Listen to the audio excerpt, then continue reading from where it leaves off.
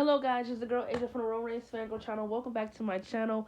Welcome back to another Degrassi episode review. We are doing episodes 17 and 18 today, which are called Sabotaged. They are part 1 and part 2 episodes.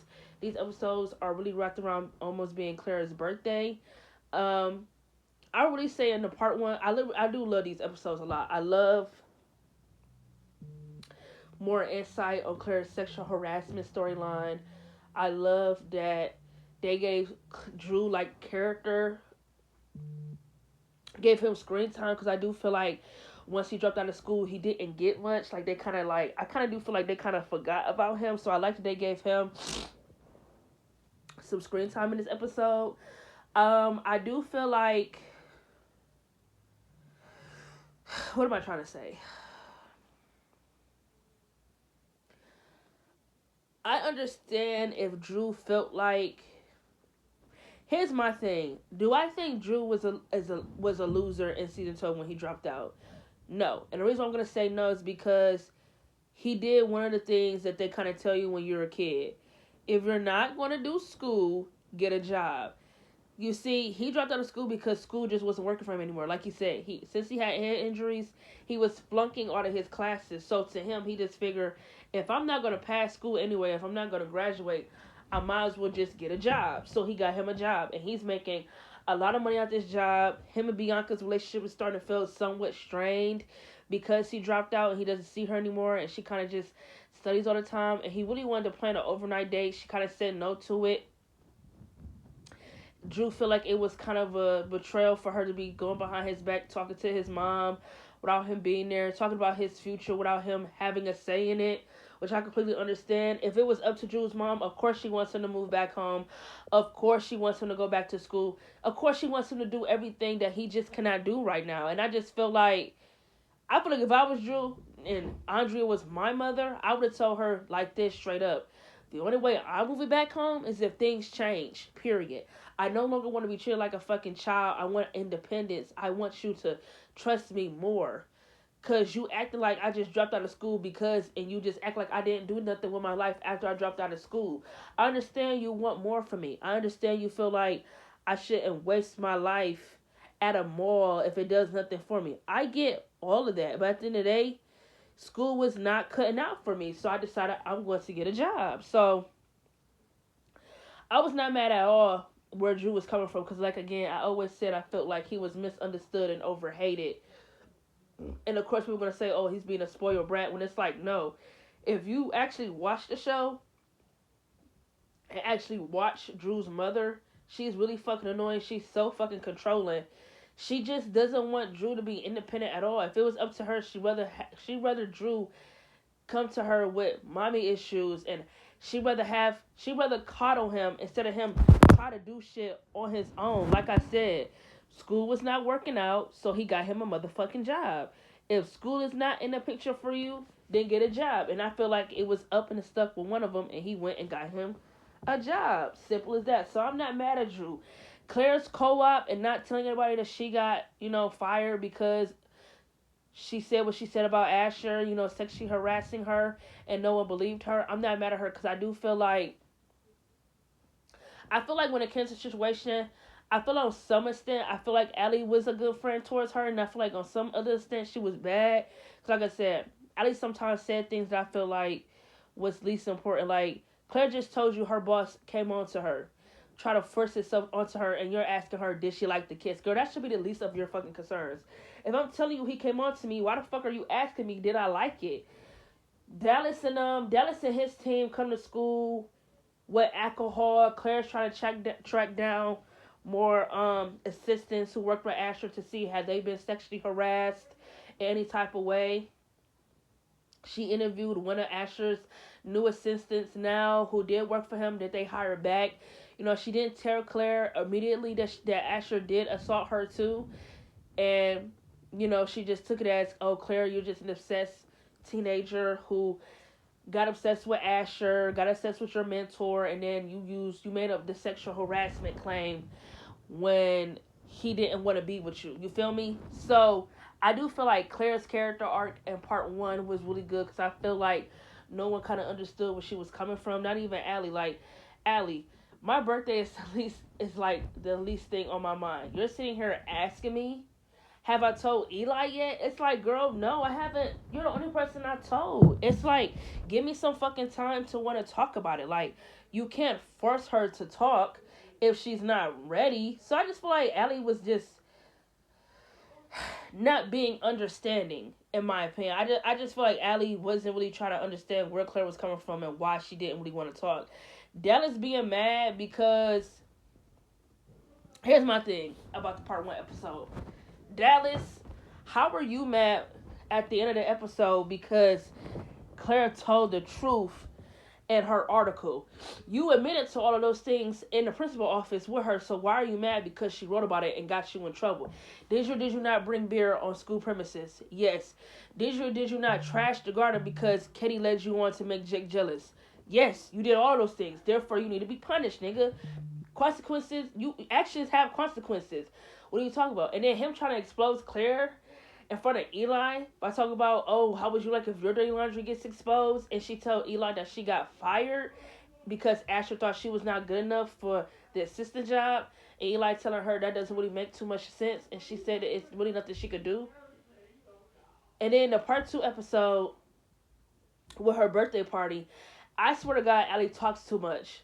When Eli said he wanted to throw Claire a surprise party, why the fuck did Allie say, oh, you're taking the whole Asher and Claire thing well?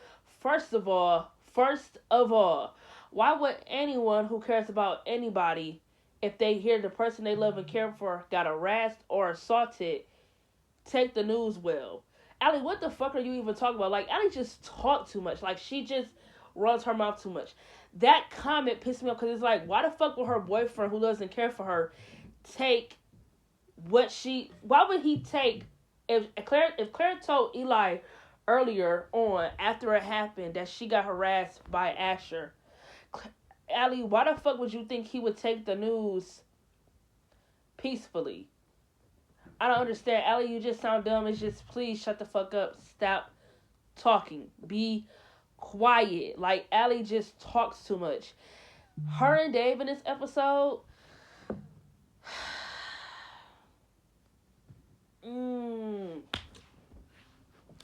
I already said earlier on in the season they already ruined Allie and Dave's relationship. Because I totally forgot to mention at the end of her Dave's part 1 and part 2 episode when she thought she was pregnant that she told Dave that her top priorities are going to be school and schoolwork and getting MIT. Basically telling her boyfriend that I'm not going to make any time for you. And she literally stuck by that because she didn't make any time for Dave.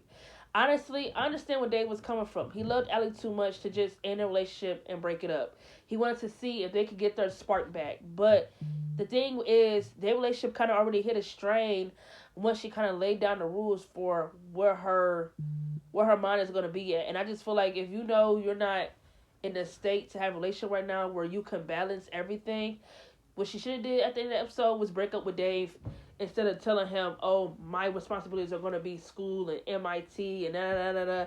Girl, you should have just broke up with him because I don't want to be I don't want to not be your priority. Either prioritize me or leave me alone. So, everyone who feel like, oh, Dave was asking too much and da-da-da-da-da-da-da-da-da-da. No, what the fuck was he asking? All he was asking was for Allie to put him first for a chance. That literally since you didn't got into to getting a program and all this shit to science and getting into MIT early, you literally checked out of our relationship. You put me on the end. You have not been there for me at all as a girlfriend at all for this play. You really just said fuck me. So Dave was just simply telling Allie, listen, I either need you to step the fuck up and really try to put me first, and if you really try to work out this relationship, then you need to actually prove that shit to me with an action. Or if not, then I don't think me and you gonna work. So when he said that they're growing apart and she tried to say, oh, it's not gonna be epic romance and da-da-da-da-da, I'm not saying it's gonna be an epic romance. I know that, but I don't want to settle for less. I understand that you have a future. You're going to MIT. Dave has always supported her future. He's always told her to do what she's good at. Get into MIT. Try to study cancer. But her trying to sit there and basically try to say, oh, he just wants her to drop everything that's her future and just want her to be all about him. He is not saying that at all. He is simply saying, make some time for me.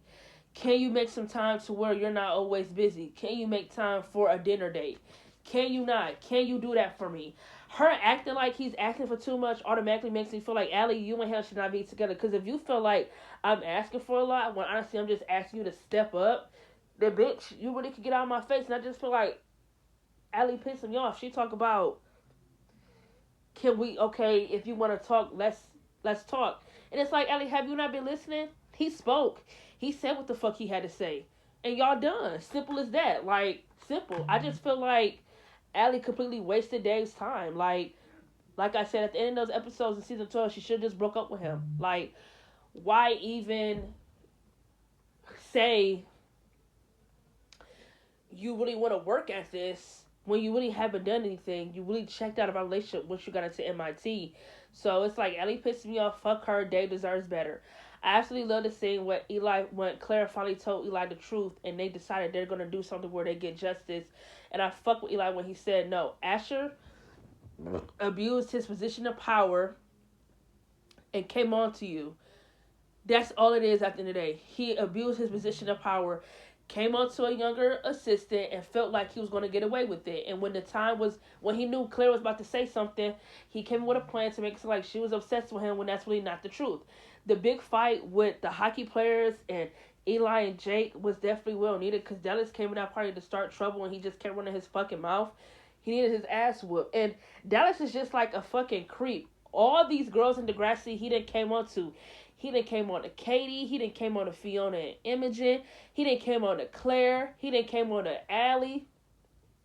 Like, damn, you trying to get freaky. Ask a bitch out on a date first. Like, I don't know. Dallas was just a weirdo in season 12 because he just would come on to the girls. Like, yeah, you and Claire are drinking and shit like that. What that mean? Like, you just gonna hit on me? Like, nigga, you a weirdo. But I always enjoy these episodes. Oh my god. Drew and Bianca get engaged at the end of this episode. I love that because I feel like watching this season, I'm not gonna cap, I low-key feel like their relationship didn't get a lot of screen time, and I'm not mad at them because they were trying to give them individual storylines with showing her character, how she really wants to get into school and really wants to get into university, and they were giving Drew his character arc with, you know, having the migraines and the concussions and stuff like that. So when they finally like made their relationship a big part of these episodes, I really love that. So yeah, them getting engaged, I absolutely love that for Drew and Bianca. But I fuck with these episodes. I always have nothing against these episodes at all. This is my review for episodes. Because child, I be having to look this shit up because I do be forgetting. For episodes 17 and 18, called Sabotaged Part 1 and Part 2. I've always loved these episodes whenever I would go back and watch season 12.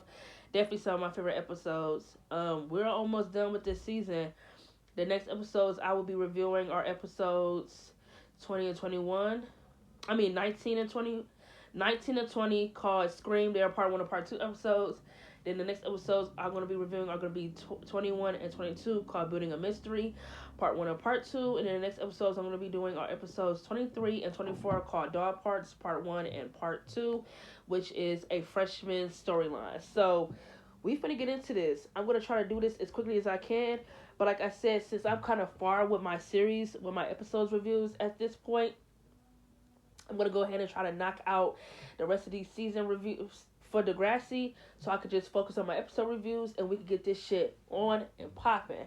Like I said, I'm almost done with Avatar: The Last Airbender, so once I'm done with season 1 and I'm done with season 2 and 3, I will be on her to give my thoughts about Avatar. I will talk to you boos in my next review. Catch y'all later.